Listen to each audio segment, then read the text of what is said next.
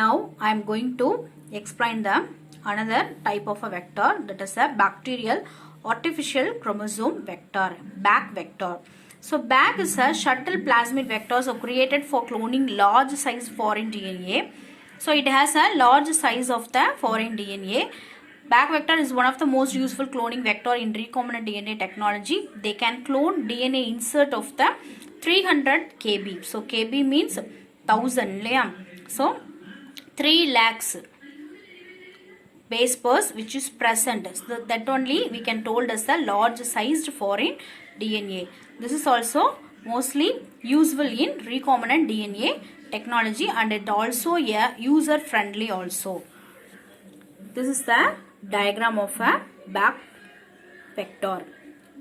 So which has a hint 3 BAMH1 and NOT1 and T7 SP6 CM ONS Rep E PAR A PAR B. So these are the selectable markers and some of the restriction sites also present here.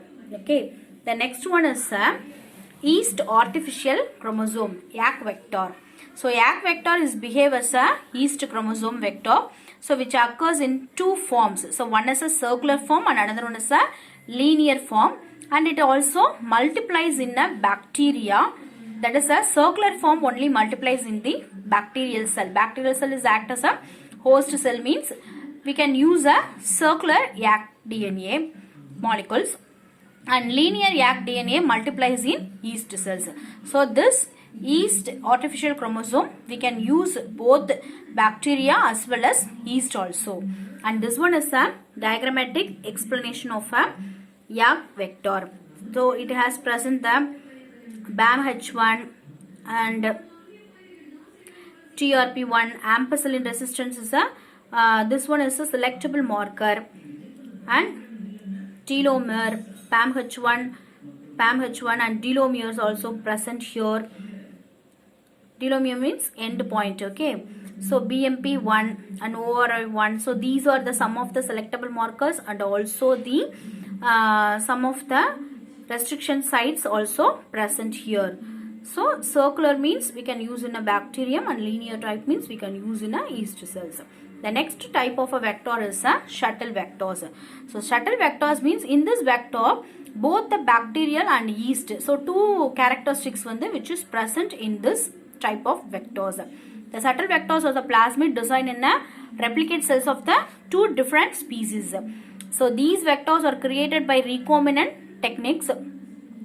So propagate into the one host cells and move into the another host cell easily without any extra manipulation. So this is very important point. Okay. So one host cells and another host cells can easily move without any extra manipulation, and mostly this vectors in used in a eukaryotic cells, which means plant and animal cells. We can use as a host cell, means most preferably choose the shuttle vectors only. And this is the diagram of shuttle vector. So both the bacterial replication genes and also yeast origin of replication which is present, and multiple cloning sites are here. Antibiotic resistant gene also here, and leucine is also one of the antibiotic resistance, and yeast centromere sequence also present. So both the bacterial and yeast, both the characteristics are present here, like the YAC vector. Okay, so these are the some of the examples of the vectors. The next one is a competent host for transformation with recombinant DNA. What do you mean by competent host means? So competent is a having skill to get to take up the DNA into the host. So that we are known as a competent host. So in this process, the propagation of the recombinant DNA molecules must occur inside a living system or a host. Okay. So host cells may be preferably E. coli, yeast, animal or plant cells. Depends upon the cloning experiment. We can choose a host cells. Then E. coli, easy to handle. Why we are choosing a E. coli most preferably means which is easy to handle and grow. And it also easily growing in a optimal temperature, and also divide in every 20 minutes which is easily growing, and one cell easily divided into the another one cell within the 20 minutes, every 20 minutes. So most preferably we can choose the vector, means E. coli we can choose the vector. The next one is what's the characteristics of the DNA, means DNA is a hydrophilic molecule and it cannot pass through the cell membranes. So we forced to take the bacterial cell, which means E. coli plasmid. So take up the plasmid, the bacterial cells must first be made competent to take up the DNA. So competent means having the enough skill to take up the foreign DNA. Okay. So yes, what we are going to use abdinna. First, we can treat a recombinant DNA molecule in a specific concentration of a divalent cation such as calcium cation ions. We can treat the DNA, recombinant DNA molecules first. Then after that, we can place the recombinant DNA on a ice cubes. With the following of the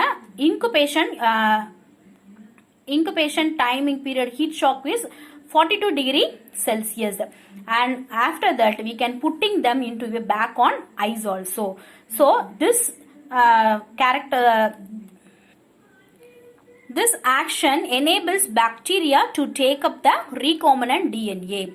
Okay, then only host cell, that is a bacterial cell or yeast cell or plant cell or animal cell, any of the host cell easily enable to take up the recombinant DNA.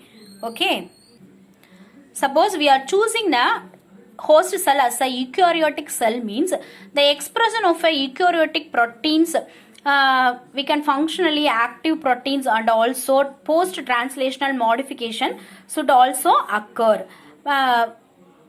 We are choosing a plant cell or animal cell, means the vector cell also must be a eukaryotic one. That means yeast cells, not in a bacterial cell. Why? Means the post-translational modification and also active protein functions also easily done by the eukaryotic cells, okay, and not possible in a prokaryotic cell. So this is the competent of host. Thank you.